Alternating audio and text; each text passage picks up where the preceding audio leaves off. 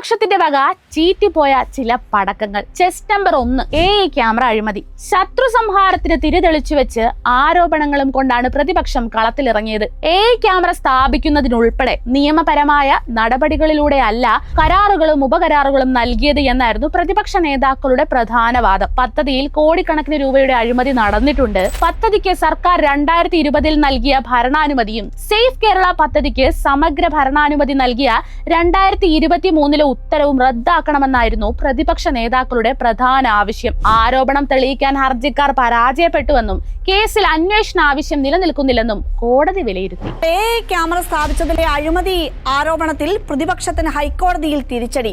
കോടതി മേൽനോട്ടത്തിലുള്ള അന്വേഷണം ആവശ്യപ്പെട്ടുള്ള പ്രതിപക്ഷ നേതാവ് VD സതീശന്റെയും രമേശ് ചെന്നിത്തലയുടെയും ഹർജികൾ തള്ളി.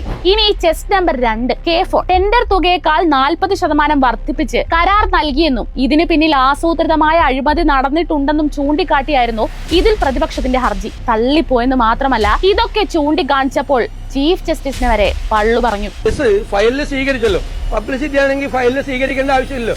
അതേതോ ചീഫ് ജസ്റ്റിസ് ഓപ്പൺ കോടതിയിൽ അദ്ദേഹത്തിന് വായി തോന്നിയത് പറഞ്ഞാണ്. പക്ഷേ കേസ് ഫയലിൽ സ്വീകരിച്ചു.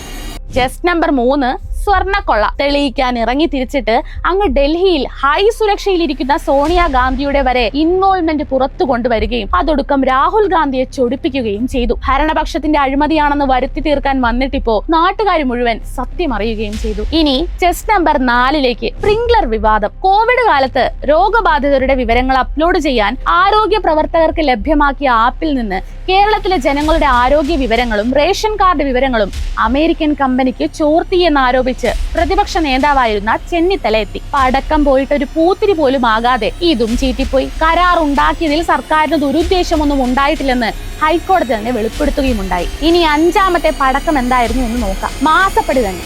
കുഴൽനാടൻ വക്കീല് കൊടുത്ത മുഴുവൻ കേസുകളും തള്ളിപ്പോയി. ആകെ വട്ടായിരിക്കുമ്പോ മാധ്യമങ്ങളെ കാണുന്നത് പോലും സതീശന് അലർജിയായി മാറി. അങ്ങനെ ഒരു പടക്കക്കട മുഴുവൻ ഉണ്ടാക്കി വെച്ച അട്ടം നോക്കിയിരിക്കുന്ന പ്രതിപക്ഷം ഇനി ഇറക്കുക ഏത് ടൈപ്പ് സാധനമാണെന്ന് കണ്ടു തന്നെ അറിയണം.